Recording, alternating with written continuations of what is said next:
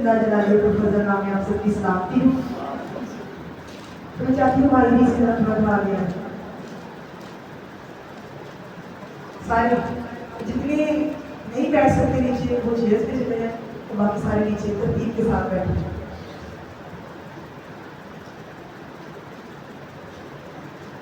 कलाम खुदा में लिखा है कलाम पर तवज्जो करने वाला क्या देखेगा। सो आज जितने भलाई को देखना चाहते हैं वो कलाम खुदा की तरफ तवज्जो दें। और मेरा ईमान है जब हम कलाम खुदा को तवज्जो से सुनेंगे तो हम जरूर भलाई को देखेंगे। आइए मेरे साथ हवाला को पढ़ेंगे, उसके बाद जो हो बैठेंगे। मेरे साथ निकाले पैदाइश की किताब उसका 32वां बाब और उसकी 24वीं से 26वीं आयत। तो इंतशाम भाई करने में रहनुमाई करेंगे।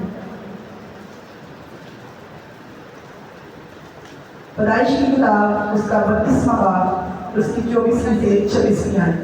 सुबह याद है शादी भाई याद है।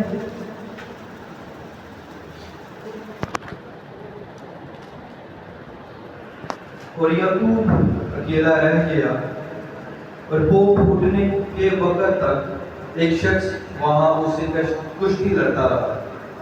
जब उसने देखा कि वो उस पर गालिब नहीं होता तो उसकी रान को अंदर की तरफ से छुआ और याकूब की रान की नस उसके हाथ कुश्ती करने में चढ़ गई और उसने कहा मुझे जाने दे क्योंकि वो फट चली है। याकूब ने कहा जब तक तू मुझे बरकत ना दे मैं तुझे जाने नहीं दूंगा। खुदा के कलाम का पढ़ा और सुना जाना हम सबको के लिए बाइस करते हैं। आज सभी अपनी जगहों पे बैठे। सो कलाम खुदा में जैसा कि हमने पढ़ा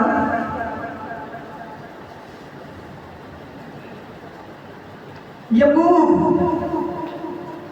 कुश्ती लड़ता है और कहता है कि जब तक तो मुझे बरकत ना दे मैं तुझे जाने मेरे साथ रहिएगा। अगर हम याकूब की जिंदगी पर गौर करें कि याकूब कौन है, इसे खुदा ने कैसे चुना है। कलाम खुदा में लिखा है जब याकूब पैदा होने वाला था तो ये अपनी माँ के पेट में 2 भाई याकूब और एसाऊ। याकूब जो था आज हम जिस टॉपिक में बात कर रहे हैं उसका नाम है जदोजहद। क्या नाम है जदोजहद कैसे की जाती है? आराम से बैठकर जी कोई बता सकता है जदोजहद कैसे की जाती है?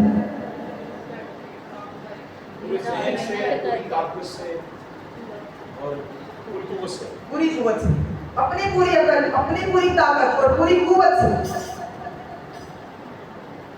याकूब जब अपनी माँ के पेट में है तो कलाम खुदा में लिखा है कि दोनों भाई पेट में लड़ रहे हैं और रिबका खुदा के पास जाती है ये पूछने के लिए। वो खुदा से कहती है कि मैं जीती क्यों हूं, इससे बेहतर है कि मैं मर जाऊं, कि मेरी औलाद मेरे बेटे पेट में ही आपस में लड़ रहे हैं। एक माँ या बाप के लिए ये बड़ी मुश्किल बात है कि उसकी औलाद आपस में लड़े। जवान होकर शादियों के बाद भी जब बच्चे अलग अलग होते हैं ना तो माँ बाप के लिए बड़ी तकलीफदा बात होती है। और एक ये माँ है जिसकी औलाद पेट के अंदर ही लड़ रही है। और कलाम खुदा में लिखा है रिबका खुदा से पूछती है और खुदा उसे जवाब देता है। खुदा कहता है कि तेरे पेट में 2 कौमें हैं और ये दोनों कौमें तेरे पेट से निकलते ही अलग अलग हो जाएंगी।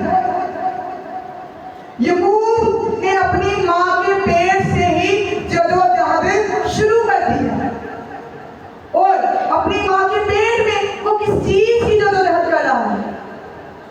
कलाम खुदा में लिखा है जब याकूब पैदा हुआ तो उसने एसाऊ की एड़ी पकड़ी हुई थी।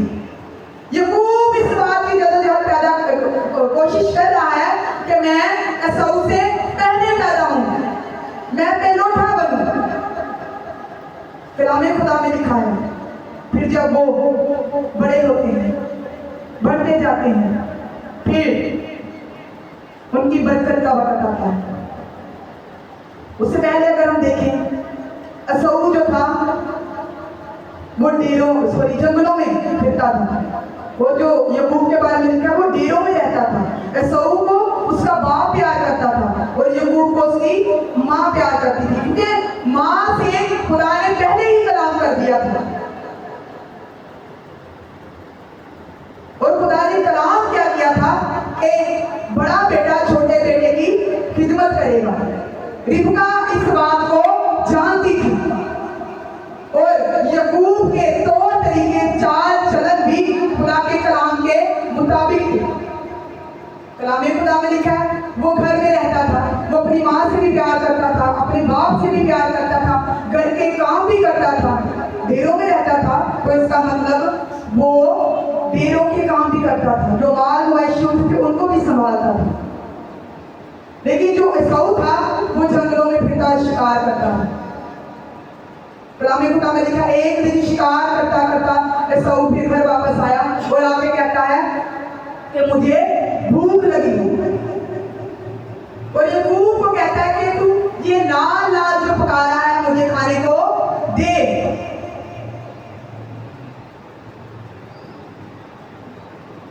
यही बात हमारे अक्सर खानदानों में है। कुछ लोग कमाते हैं और कुछ लोग कमाते भी नहीं, लेकिन उनको घर में पता नहीं होता कुछ बन रहा है, घर में घी है, घर में आटा है या नहीं। बस आप यही कहते हैं मुझे खाने को कुछ दे दो। एसाऊ कहता है कि मुझे खाने को दे। इसका मतलब है यकूब को ये भी फिक्र होती थी कि घर में मेरी माँ का कोई हाथ बटाने वाला है या नहीं, घर में खाने के लिए क्या है, आज हमें क्या खाना है।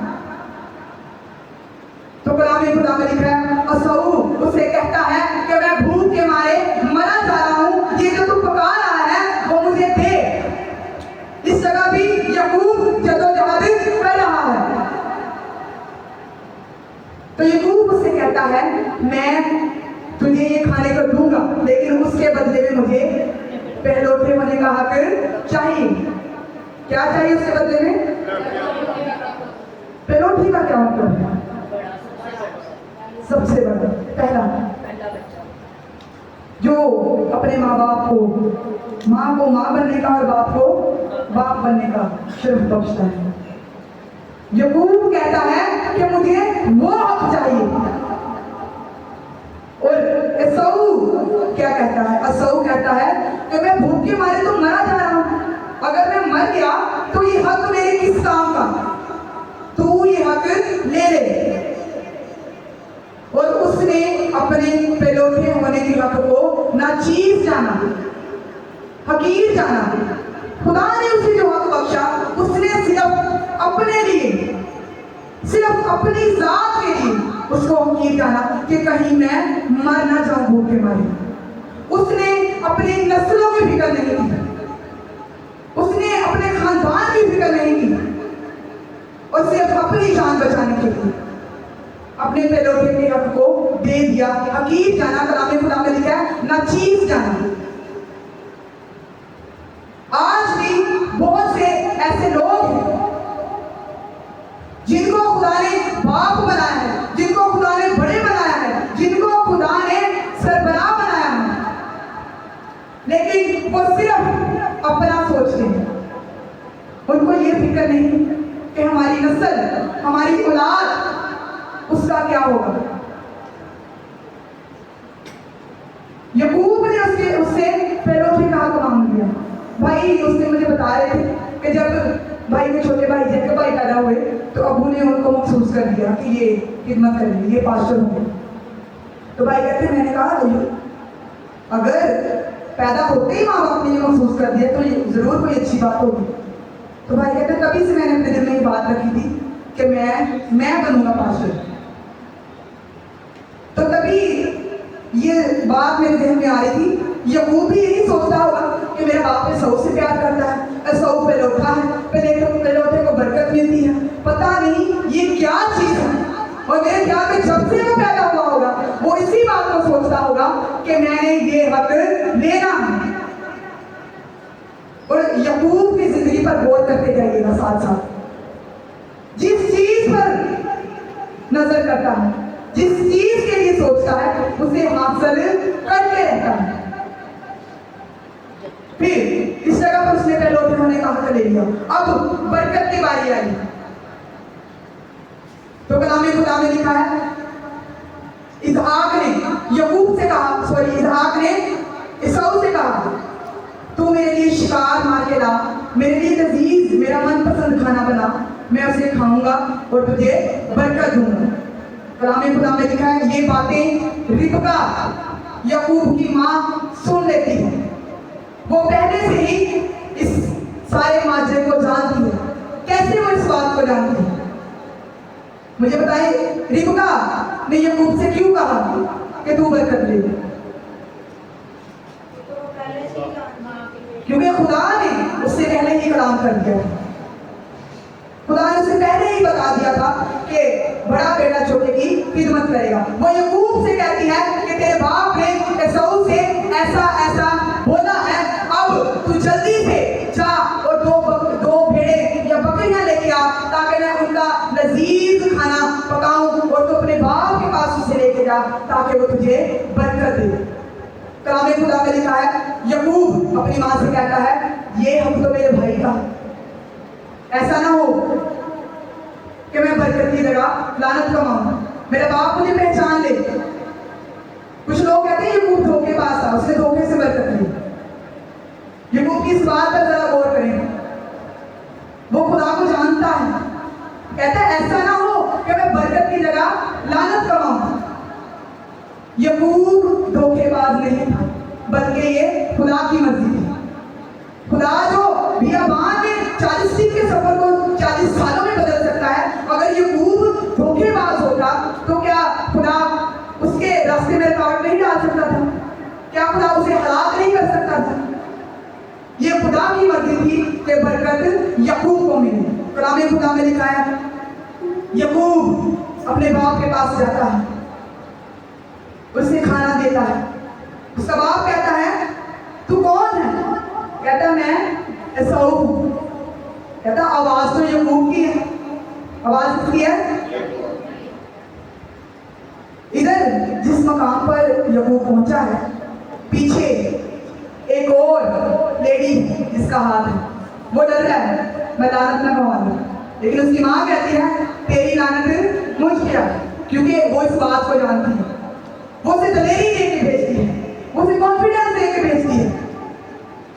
कहता है मैं एसाऊ हूं। कहता है आवाज तो यकूब की है। फिर कहता है मेरे पास आ, मेरे। तो यकूब उसके पास जाता है और उसकी माँ ने क्या किया था? जो जानवर ज़िबा करके बनाए थे, खाना बनाया था, उनकी खाल उसके बदन पर उतार दी थी और लगा दी थी। अगर खुदा की मर्जी ना होती तो क्या जब इसहाक से टटोल रहा था तो वो खाल उसके बदन से उतर नहीं सकती थी? क्या खुदा इसहाक को बेनाई नहीं दे सकता था? मेरे ख्याल में खुदा ने इसहाक की बनाई कमजोरी इसलिए की थी कि वो यकूब को बरकत दिलाना चाहता। ये सारी खुदा की मर्जी थी। और यकूब इससे किरदार क्या है? यकूब जदोजहद करता रहा, बरकत माँ के पेट से मिल गई है, लेकिन फिर भी उसने कोशिश नहीं छोड़ी। पहले कलाम खुदा में लिखा, पहले वो लड़ रहे हैं, फिर रिबका खुदा के पास आई है। इसका मतलब जदोजहद उसने पहले शुरू की है। फिर उसके बाद जब वो बरकत ले लेता है तो एसाऊ उसका भाई कहता है कि मैं इसे मार डालूंगा। तो उसकी माँ को जब ये बात पता चलती है तो इस हाथ से इस बात के बारे में बात करती है कि एसाऊ यकूब को मार डालेगा। हम ऐसा करते हैं कि इसे किसी और जगह भेज देते हैं, मेरे भाइयों के पास भेज देते हैं। इसहाक यकूब को बुलाता है। अब इस जगह फिर उसे बदला देता है, फिर उसे दुआ देता है कि तू खूब पढ़े, तू खूब सरफराज हो, वहां जाकर तो अपने मामू की बेटियों में से किसी एक से शादी कर लेना। बाप फिर यकूब को इस जगह बरकत दे रहा है। इसकी वजह क्या है? क्योंकि वो ताबेदार है।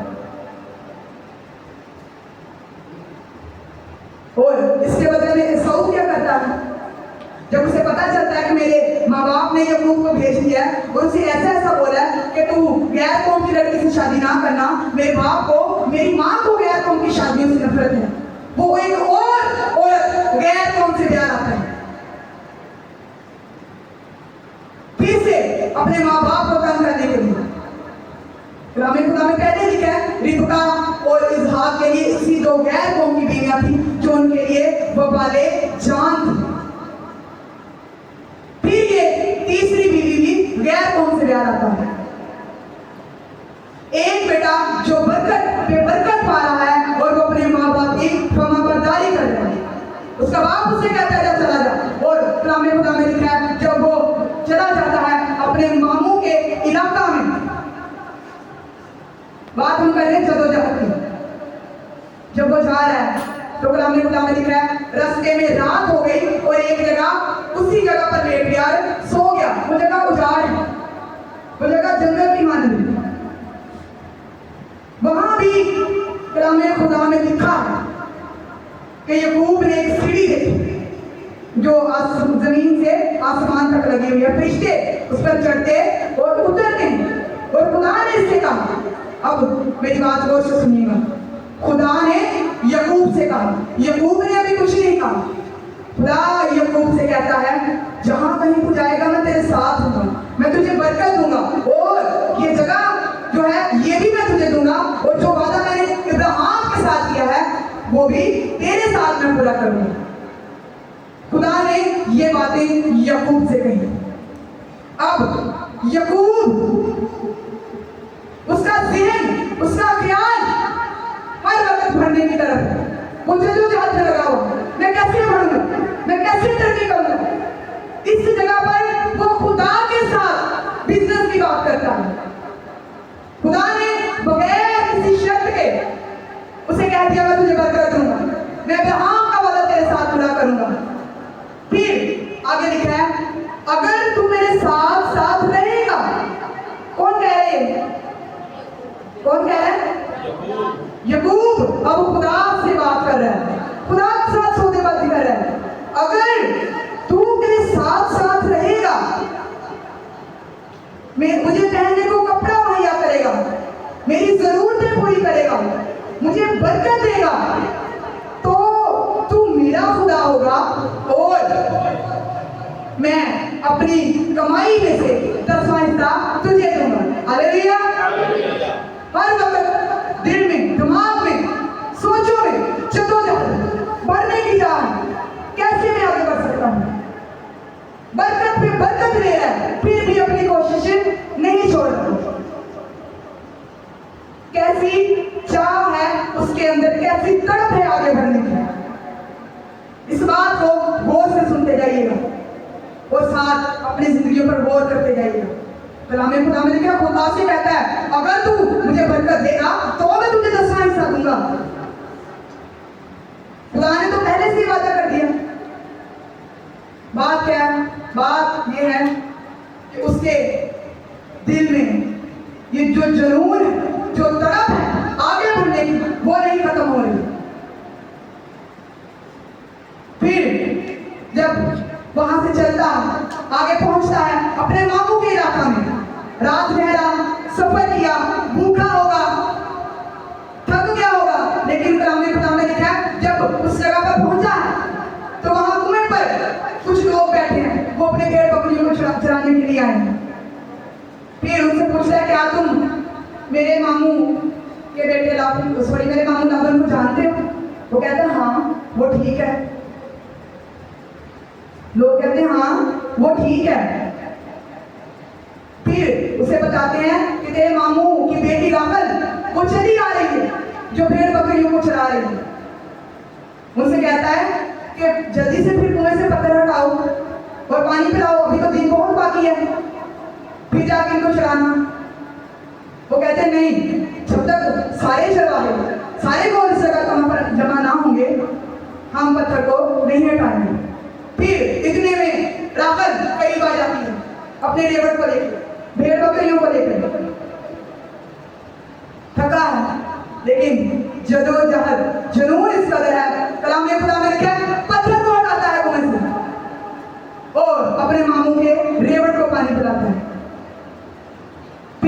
घर आता है, उसका मामू उसके इस्तकबाल को आता है, कहता है तू मेरी हड्डी में से हड्डी और मेरे गोश्त में से गोश्त। फिर 1 महीना अपने मामू के पास रहता है, कोरोना में नहीं भी डाउन है, 2 से 4 दिन। फिर उसका मामू उससे कहता है कि तू मेरा रिश्तेदार है, क्या तुझ पर लाज़िम नहीं तू मुफ्त मेरी खिदमत करे?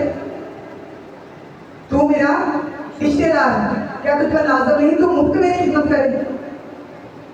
कई लोग मेरे जेड़े को बड़े को बेईमान जानते हैं, वो अपने हक के लिए बात करता है, कहता है मैं उजरत लूंगा, मैं खिदमत करूंगा, मैं उजरत लूंगा, मैं बदला लूंगा, क्योंकि उसके दिल में आगे बढ़ने का जुनून है। उसे सिर्फ यही नहीं था कि मैं यहाँ से रोटी खा लूंगा, कपड़ा पहन लूंगा, मेरा गुजारा हो जाएगा। उसे पता था मेरी नस्ल आगे बढ़नी है, मेरे बच्चे होंगे, मैंने उनके लिए भी कुछ बनाना है। उसने कहा कि मैं तेरी 7 साल खिदमत करूंगा और तेरी छोटी बेटी राहत से शादी करूंगा। कलाम खुदा में लिखा है 7 साल अपने मामू की भेड़ बकरियां चराता है, और फिर जब ब्याह का शादी का वक्त आता है तो उसका मामू क्या करता है, बड़ी बहन को उसके साथ ब्याह देता है। यकूब उसे कहता है कि तूने मेरे साथ क्यों ऐसा किया? क्या मैंने राहत के लिए तेरी खिदमत नहीं की थी? मैं कहती हूँ जिस चीज को पाने की कोशिश कर रहा है, जिस चीज पर नजर कर रहा है, वही चीज पाता जा रहा है। वो जिद्दी इतना अपनी जिद नहीं छोड़ रहा, जिद्दी इतना अपनी जिद नहीं छोड़ रहा, और ये गलत जिद नहीं है, जिद भी अच्छी है। सऊद ऐसी जिद नहीं है कि मेरे बाप ने उसको बरकत दे के वहां शादी करने के लिए भेज दिया, रहने के लिए भेज दिया, मैं भी जिद के साथ जिससे बाप को नफरत है वहां शादी कर लूं। जिद्दी इतना है कि जिस चीज को देखता है, जिस चीज का सोचता है, जिस चीज का ठानता है, उसे पाकर रहता है। कलाम खुदा में लिखा है जब लिया उससे ब्याह जाती है तो फिर अपने मामू से बात करता है, वो कहता है कि तू इसका हफ्ता पूरा कर दे, फिर मैं आखिर भी तेरे साथ ब्याह दूंगा। और ऐसा ही हुआ, फिर उसके मामू ने आखिर की शादी उसके साथ कर दी। बहुत से लोग कहते हैं कि इसने अपने भाई को धोखा दिया था और इसके बदले में इसके साथ धोखा हुआ कि रिया की शादी पहले इसके साथ होगी। ये भी खुदा की मर्जी थी। जैसे यकूब को बरकत मिलना खुदा की मर्जी थी, वैसे ही रिया के साथ शादी होना खुदा की मर्जी थी।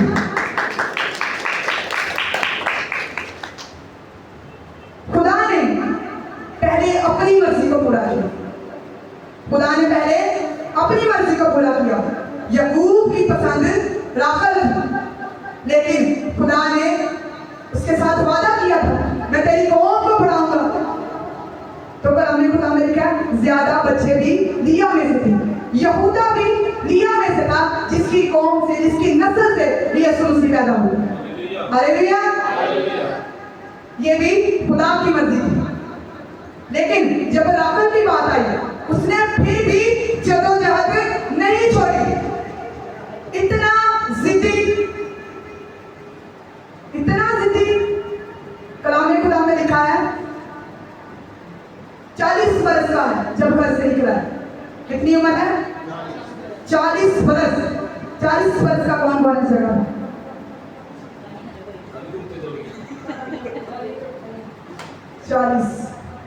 40 वर्ष के बाद इतनी मेहनत कर रहा है। पहले 7 साल भेड़ बकरियां चलाई।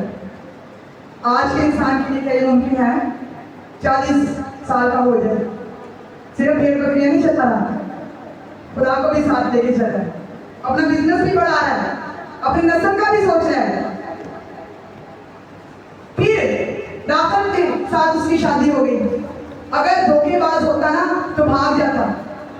बाद में वो 7 साल पूरे किए, राखल से शादी के बाद खिदमत के वो 7 साल पूरे किए। फिर जब वो 7 साल भी पूरे हो गए, अपने मामू से कहता मुझे जाने दे ताकि मैं अपनी बीवियों बच्चों को लेकर उसका मामू कहता नहीं, मैं जानता हूं तेरे वसीला से मेरे पास बरकत है। मैं जानता हूं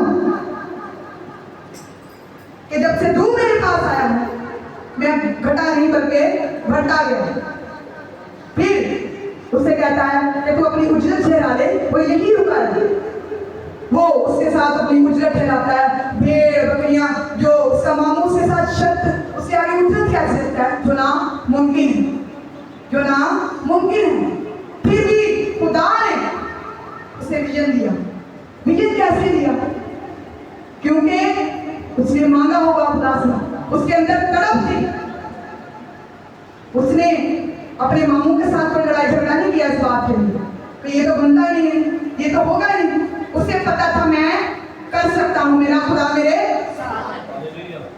भाई को एक दिन बात कर रही थी भाई से, भाई आपके अंदर विल पावर बहुत ज्यादा है। विल पावर क्या होती है? क्या होती है? करने की चाह। मैं कर सकता हूँ, मैं कर सकता हूँ, लेकिन अकेला इंसान चाह मेहनत कुछ नहीं कर सकती जब तक साथ खुदा ना हो। कलाम खुदा में लिखा है, फिर से उजरत उसकी ढहराई गई। वो बकरियों के सामने वो मेहनत करता है, जद्दोजहद करता है। हो सकता है वो रातों रात ना सोता हो।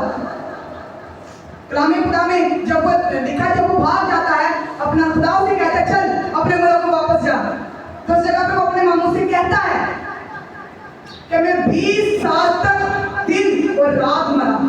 कहता है मैं 20 साल तक दिन और रात मरा। उसके मामू ने उजरत ठहरा दी। अब कलाम खुदा में लिखा भेड़ बकरियां, भेड़े वो बच्चे दे रहे हैं ज्यादातर जो याकूब के हैं। हालेलुया। कोशिश किसकी है? कोशिश किसकी है? जद्दोजहद किसकी है? और बरकत किसकी है? बरकत किसकी तरफ से है?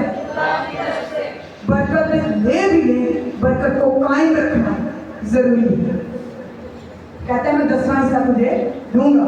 इसका मतलब उसकी बरकत इसी वजह से कायम है कि वो 10वां हिस्सा खुदा का टाइम, खुदा की चीजें उसे बरकत कर दे रहा है। फिर उसने भाप लिया। वो इस बात को देखता है कि मेरा मामू मुझसे हसद कर रहा है, मेरी भेड़ बकरियां ज्यादा हो गई, मैं उससे अमीर हो गया हूँ, इस बात से वो मुझसे हसद कर रहा है। अपनी बीवियों को, अकलमंद अकल भी है, अपनी बीवियों को उस जगह पे बताता है जहाँ पे भेड़ बकरियां चलाता था, मैदान में। उनसे कहता है कि अब हमें यहाँ से चले जाना चाहिए। खुदा ने मुझसे कहा कि तू यहाँ से चला जा, मैं तेरे साथ हूँ। उसकी बीवियां कहती हैं क्या अब भी हमारा कोई हिस्सा हमारे बाप के पास है? क्या उसने हमें तुमको भेज नहीं दिया? बीवियां कह रही हैं कि उसने हमें तेरे हाथों भेज दिया है, अब हमारा उसके पास कुछ भी नहीं। जैसा तुझसे खुदा ने कहा तो वैसा ही कर। पहलोटे का हक जीत लिया, बरकत जीत ली, फिर माल मुआशी पालिए जीत लिए। इधर आकर हम देखें खानदान में भी वो जीता हुआ है। उसकी बीवियां उसके साथ हैं, उसके बच्चे उसके साथ हैं। उससे कहती हैं जैसा तेरे खुदा ने तुझसे कहा तो वैसा ही कर। कलाम खुदा में निकलते हैं उधर से, अपने मामू को बताए बगैर निकलते हैं। और मामू को जब पता चलता है, पीछा करता हुआ सारी फौज को लेकर, सारे भाइयों को, रिश्तेदारों को लेकर उसका पीछा करता है कि मैं इसे पकड़ लूं। और एक जगह पर जाकर उसे पकड़ लेता है। उससे क्या किया होगा? याकूब को पकड़ के क्या किया होगा? गुस्से के साथ निकला होगा कि मैं तो इसे खत्म कर दूंगा, मैंने इसे कहा था यहाँ आ जाना, मैंने तेरी उजरत ठहराई है, मैं तुझे दे रहा हूँ, मैंने कौन सा तुझे फ्री रखा है? कलाम खुदा में लिखा जब उसके सामने से जाता है, कहता है ये तूने क्या किया? तू क्यों मुझे बताए बगैर निकला? मैं क्यों तुझे तकलीफ पहुंचाऊंगा? गुस्से से पूरे खानदान को लेकर निकला है। उधर जाके क्या कह रहे हैं, मैं क्यों तुझे तकलीफ पहुंचाऊंगा?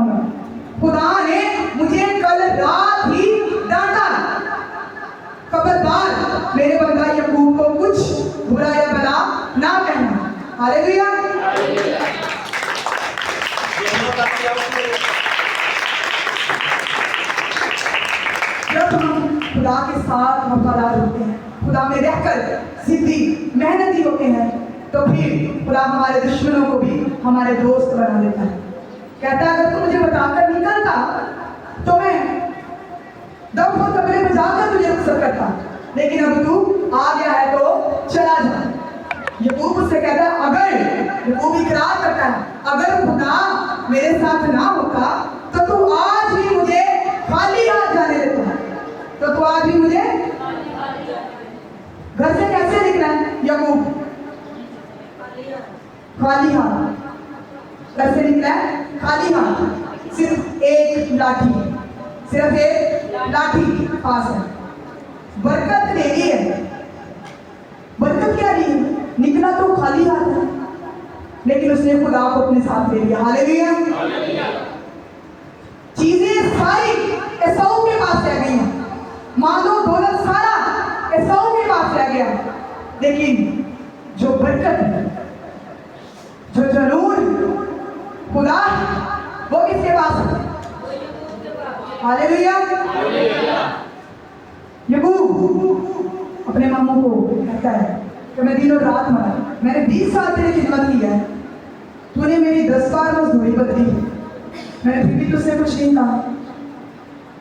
जब कोई भेड़ बकरी मर जाती थी, कोई दरिंदा रह जाता था, कोई नुकसान हो जाता था, मैं वो भी तुझे नहीं देता था, तो मुझसे तलब करता था। नुकसान सारा मेरा था और नफा सारा तेरा था। कलाम खुदा में लिखा है, याकूब कहता है लेकिन फिर भी मेरे खुदा ने मुझे नुकसान नहीं होने दिया। खुदा अपने लोगों का नुकसान नहीं होने देता। फिर जब उसका मामू भी उसको उस जगह से रुखसत कर देता है, अब उससे डर है, उसके दिल में इंसान होते हुए ये बात है कि कहीं मैंने एसाऊ के साथ धोखा किया। इंसान है, हम इंसान हैं। कहता मैंने अपने भाई के साथ धोखा किया, ऐसा ना हो मैं आगे जाऊं और मुझे मार डालूं, मेरी नस्ल को मार डालूं। क्या करता है? 2 गोलों को आगे भेजता है कि भाई के पास जाना, और कलाम खुदा में लिखा अपने माल से 200 भेड़ें, हालेलुया, कितना माल है, 200 भेड़ें अपने माल में से, 200 बकरियां और ऐसी थोड़ी थोड़ी चीजें, 30 चीजें, 30 करके थोड़ी थोड़ी चीजें साथ भेजता है। किसे? याकूब को देने के लिए। उससे कहना अपने एसाऊ को देने के लिए भेजता है, और अपने कासिलों से कहता है उससे कहना कि ऐ मेरे खुदावन, तेरे खादिम ने ये तोहफा तेरे लिए भेजा।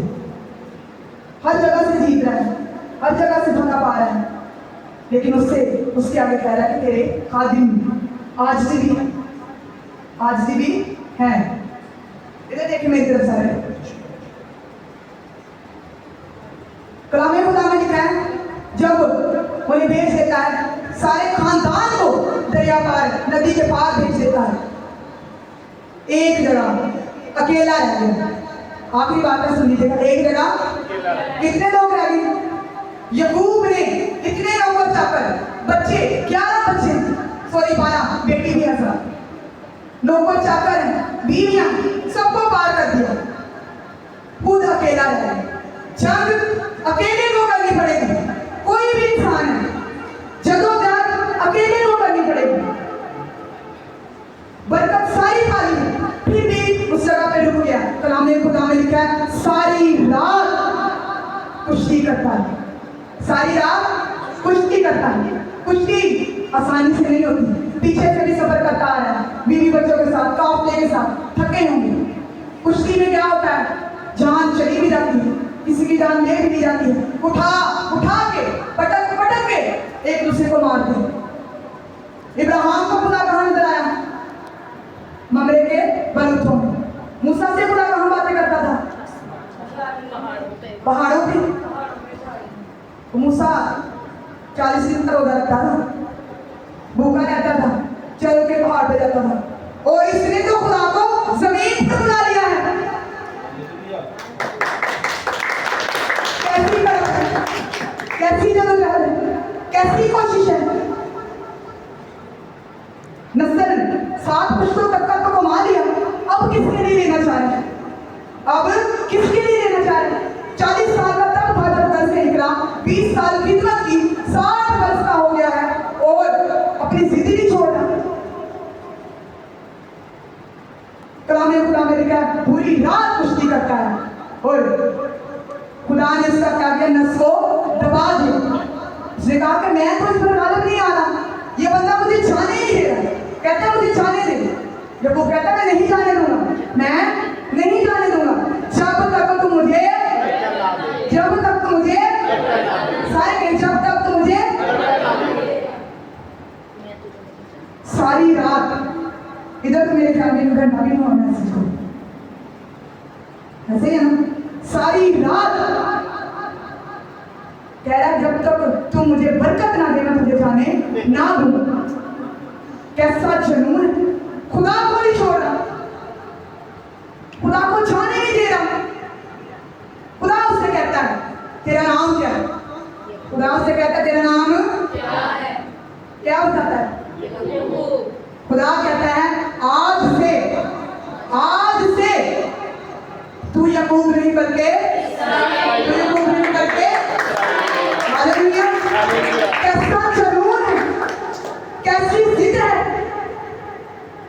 सब कुछ तुमने कमा लिया फिर भी कह रहा है कि मुझे बरकत दे।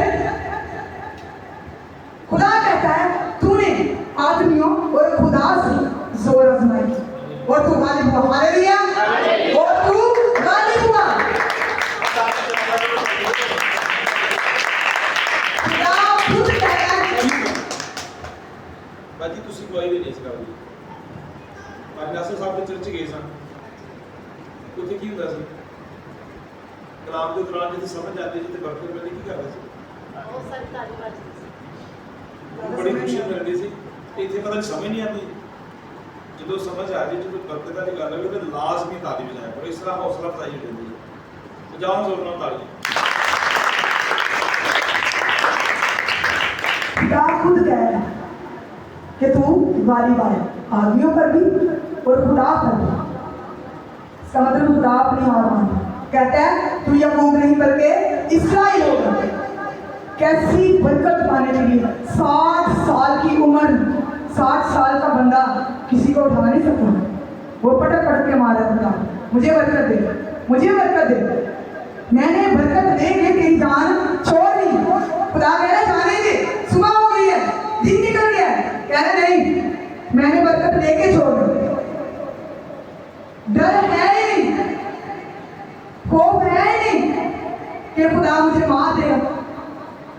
फिर उस जगह पे लिखा खुदा ने उसे बरकत दी और वो बरकत कैसी आई इसमें आज पूरी दुनिया पर। हालेलुया।